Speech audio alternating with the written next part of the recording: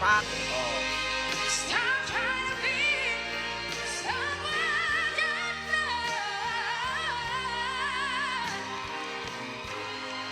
I know that rule is a man. Pay too much for what it's got. Well, if you need me, like you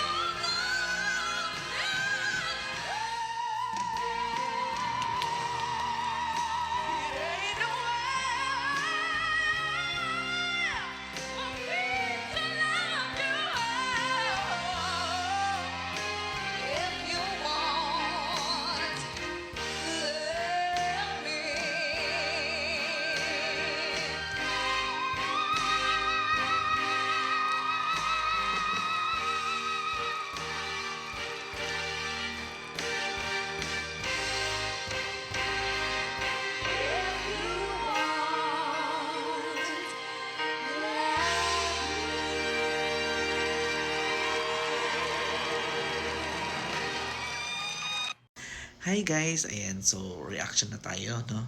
And kung napansin nyo, iba naman yung damit ko kasi nga short videos lang kasi yung ginawa ko nung time na yun. So ito na yung insight ko and ito na yung reaction video ko talaga.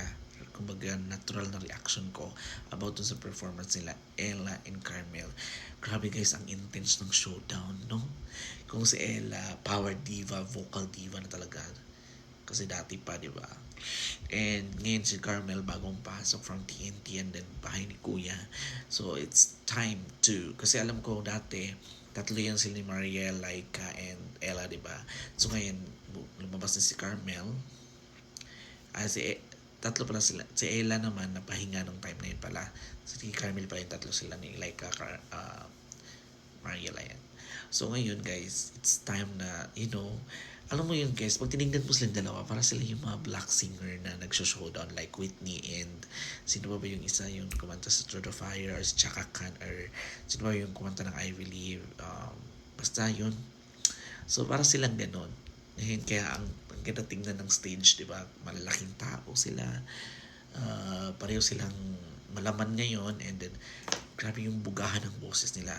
So doon na tayo kay Carmel. Si Carmel talaga guys, kita mo yung ganado yung voice niya. Though, syempre, lumaki talaga siya. Di gaya nung payat siya talaga. Bugang-buga, di ba? Ngayon, syempre, bagong balik siya ulit. Salang siya agad from bahay ni Kuya. So, matagal na siyang hindi kumanta. Pero, andun pa rin yung buga. And andun yung gigil pa rin, di ba? So, tas, kita mo sa mukha niya, kalmado. So, alam naman natin sa si Carmel talaga, yung range ng boses niya is taas, sobrang taas. Kung guys, what the heck, diba? And also, kay Ella naman, guys, alam naman natin yung vocal power din niya sa boses niya is bugang-buga. So, alam mo yung may bago na naman tayong abangang pa mga magsasabong dito sa performances ng ASAP, di ba? Silang dalawa. And alam mo yung inaabangan ko sa kanila is yung apat sila ulit, no? Si Laika, Mariel, Carmel, and Ella. Gawin na silang Spirit Queens talagang apat kasi sila yung magagaling talaga. And hopefully ASAP can bring the again yung apat na babae na magde-deliver ng mga song kasi yun yung mga inaabangan talaga namin, especially mahilig kami sa mga kanta. Ayan, yun yung inaabangan natin di ba? So, ayun guys, wala naman akong kung sa vocal power lang, pareho sila guys, ang galing nila. May kanya-kanya lang silang techniques. Kung si Ella, kinukulot-kulot niya, di ba? Yung binabali-bali niya. Si Carmel naman, straight na buga. Tapos meron din naman siya mga binabali. So, kanya-kanya sila ng ano. Pero kung sa vocal powers guys, pareho sila ng buga. And, pareho din sila ng figure na yun. Kasi nga, si Carmel from galing behind Kuya. So hopefully, babalik sila sa dati. Kung yung sa panahon ni Ella na Zep, Pan Eugene, Diva, di ba sila, Zep, sila, pwede pa yun. Ibalik niya rin yung ganung katawan at saka si Carmel, guys. buga showdown talaga lagi every Sunday, no? Ano kayang pwede? Kela?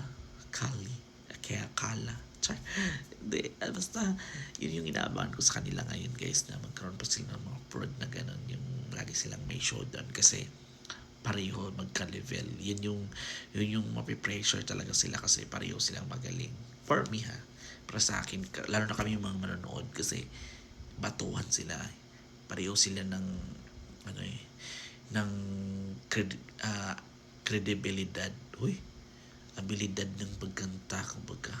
So, kudos to these young ladies or young divas, no? Kasi ang gagaling nila.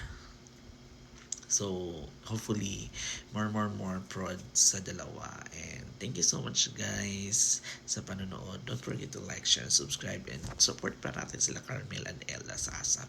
Let's go!